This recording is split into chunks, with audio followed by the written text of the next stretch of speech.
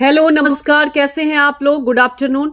सबसे पहले माफी चाहूंगी, अभी मैं किसी मुद्दे पर चर्चा कर रही थी, मेरे व्यूअर भी जुड़े हुए थे, लेकिन दरअसल नेटवर्क की वजह से आप लोगों से संपर्क कट गया, उसके लिए मैं माफी चाहूंगी। लेकिन देखिए, महत्वपूर्ण टॉपिक और इस टॉपिक पर बात करना भी बहुत जरूरी है। हालांकि हेडर आपने देखा होगा, कैप्शन देखा होगा, इससे आप बखूबी समझ गए होंगे, क्योंकि हमारी देखिए कोशिश रहती है लगातार खबरें तो आपको दिखाते हैं अपने चैनल पर, लेकिन कुछ खबर ऐसी रहती है जिस पर बात होनी बहुत जरूरी है और इस मुद्दे पर बात होनी बहुत जरूरी है। जी हाँ, पंचायत चुनाव के मद्देनजर शिक्षक नियुक्ति प्रक्रिया पर रोक लगा दी गई है।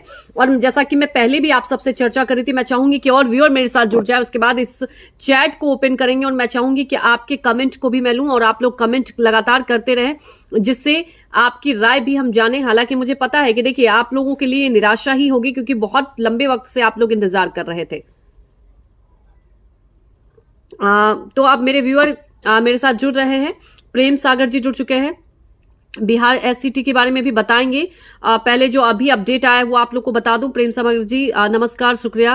और मैं आप लोगों से ये बता रही थी कि देखिए किस तरह से रोक लगी है, क्यों लगी है, इसके बारे में भी लेट हो रहा है 6 फेज के बिल्कुल शशवंत सिंह जी, सवाल तो यही है ना, प्रक्रिया इतनी लेट होती है कोई भी सरकारी प्रक्रिया। आप समझिए, ऑलरेडी छठे की बात की जाए, पहले ही लेट थी, उसके बाद आप देख सकते हैं कि अब और प्रक्रिया लेट होगी तो कितना असर होगा आने वाले वक्त के लिए, जो और इंतजार कर रहे हैं। आखिर उन्हें नौकरी की बात आप समझ सकते हैं कि इंतजार होता है, ठीक है, नियुक्ति प्रक्रिया होगी, उसके बाद सारा प्रोसेस होता है, और आप समझ सकते हैं कि ऐसे ही लेट लतीफी होती है काम में। और जब आपको यह भी बता दें कि शिक्षा विभाग की तरफ से पहले ही कहा गया था कि पंचायत चुनाव का इस पर कोई असर नहीं होगा, लेकिन आपको बता दें कि अब ये ऐलान कर दिया गया है। नीरज जी नमस्कार, कैसे हैं।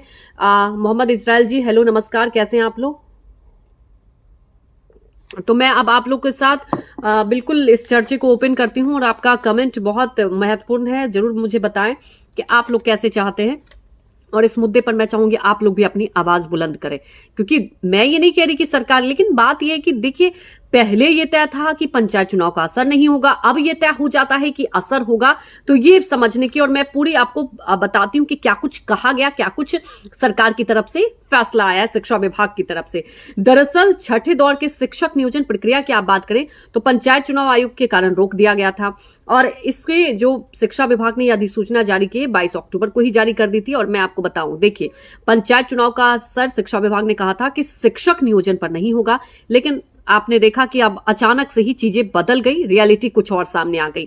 पंचायत चुनाव आप समझिए दिसंबर के आखिरी में खत्म होगा, इसलिए मैंने पहले ही कहा था अब ये लंबा खिंच गया, अगले साल आप समझिए। और अब ये है कि खत्म होगा तो शिक्षक नियोजन के लिए जो प्रक्रिया साल 2019 में शुरू हुई थी, आप समझिए ऑलरेडी 2019 में शुरू हुई थी। Abhay Kumar good afternoon.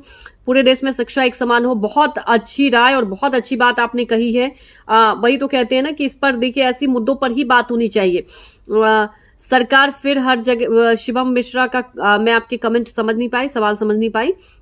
और मैं आपको बता दूं कि मैडम जी शिक्षा एक समान पर बात होनी चाहिए, बिल्कुल मैं भी आपकी बात से एग्री करती हूँ, इस पर बात होनी चाहिए, जरूर बात होनी चाहिए। तो मैं जैसे आपको बता रही थी कि 2019 में देखिए पहले ऑलरेडी मैंने आपको बताया कि लेट था। अब सवाल की उठ रहा है कि आखिर छठे दौर की आप बात करें, शिक्षक नियोजन कब खत्म होगा। 1,20,000 पदों पर योग्य जो अभ्यर्थी हैं वो बहाल होंगे, तो 1,20,000 लोगों को इंतजार करना होगा। एक बहुत जद्दोजहद, मुझे पता है हम लोग लगातार इस खबर को उठाते थे, आपके साथ कितनी बार हमने इस मुद्दे को उठाया है। अब कब तक होगा वही मैं बता रही हूँ, 2022, क्योंकि आप देखिए दिसंबर तक तो चुनाव ही है, तो आप समझिए अब 2022 में भी कब होगा ये बड़ा सवाल है, क्योंकि देखिए प्रक्रिया होने में आप देखते हैं कि कितना वक्त लग जाता है। बसंत मैं बहुत अच्छी हूं, उम्मीद करते हैं आप भी बहुत अच्छे होंगे।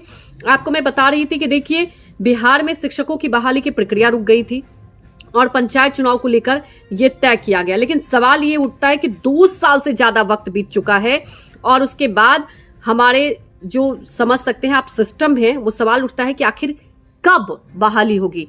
इतना डिले हो चुका है, तय वक्त पर यह वादा किया गया था कि बहाली होगी, लेकिन तय वक्त पर बहाली नहीं।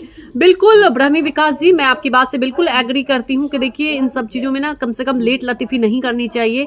और लगातार कई सिस्टम है जिसमें भ्रष्टाचार की अगर आप बात करें तो उसमें कोई दो राय नहीं कि तमाम ऐसी प्रक्रिया है, तमाम ऐसी योजनाएं, उसमें भ्रष्टाचार कहीं ना कहीं आप देखिए लिप्त है। जब तक इससे अलग नहीं निकलेंगे ऐसे ही परेशानी बनी रहेगी। पिंकी राय नमस्कार, कैसे हैं आप। हाँ बिल्कुल रजनीश, शिक्षा पर भ्रष्टाचार हावी हो चुका है और सुधार होता नहीं दिख रहा है। रजनीश का ये कहना है सरकार एक बहाना ढूंढ रही है। और हाँ बिल्कुल विवेक कुमार दुबे, अब मुझे समझ में आ रहा है कि ऑलरेडी इतना डिले हो चुका है। तो देखिए विवेक कुमार जी कह रहे हैं कि आखिर ये बहाना क्यों ढूंढा जा रहा है। अजय जी एसटीटी के बारे में पूछ रहे हैं, सरकार की ठीक नहीं है, नियत ठीक नहीं है, ये कहना है। बसंत कुमार का कहना है त्रिवेणीगंज में छठ घाटों की बिल्कुल इस पर बात चल रही है। लगातार छठ पूजा को लेकर भी हम लोग मुद्दे उठा रहे हैं, कहाँ घाट पे क्या तैयारी चल रही है। तो मैं अब आपको बता रही थी कि देखिए बिहार के सरकारी स्कूलों की बात की जाए तो 1,20,000 अभ्यर्थियों के नियोजन का इंतजार है। क्या सरकार इस नियोजन की पूरी तरह ईमानदार है? ये लगातार देखिए हमारे जो दर्शक है वो भी सवाल पूछ रहे हैं। और आपको बता दूं कि जुलाई 2019 से लेकर अब तक अगर आप देखें किसी न किसी बहाने से, चाहे जो भी रीजन है, ये नियोजन टलते जा रहा है। 2 साल से अधिक वक्त बीत गया। और आपको बता दें पटना के सरकारी, मैं राजधानी पटना की बात करूं, सरकारी स्कूल में शिक्षक नहीं है। पटना के आयकर गोलंबर से सटे अदालतगंज कन्या मध्य विद्यालय की अगर आप बात करें सिर्फ 700 बच्चे हैं, लेकिन पढ़ाने वाले शिक्षक सिर्फ 9। इसी तरह बालक मध्य विद्यालय की बात की जाए, गोलघर पार्क में 300 छात्र पढ़ाई करते हैं, लेकिन पढ़ाने वाले शिक्षक की कमी है। तो मैं आपको पूरे एक्सप्लेन करूं कि 2 सेट में 36 और का शिक्षक नियोजन हो रहा है। क्लास 1 से लेकर क्लास 8 में 94,000 शिक्षकों का नियोजन होना है। सेकेंडरी स्कूल में करीब 30,000 शिक्षकों का नियोजन होना है। जबकि आपको बता दूं कि 2 राउंड की काउंसलिंग भी हो चुकी है, लेकिन 1100 नियोजन इकाई में काउंसलिंग अभी बाकी है। अब तक 38,000 अभ्यर्थियों की काउंसलिंग हो चुकी है।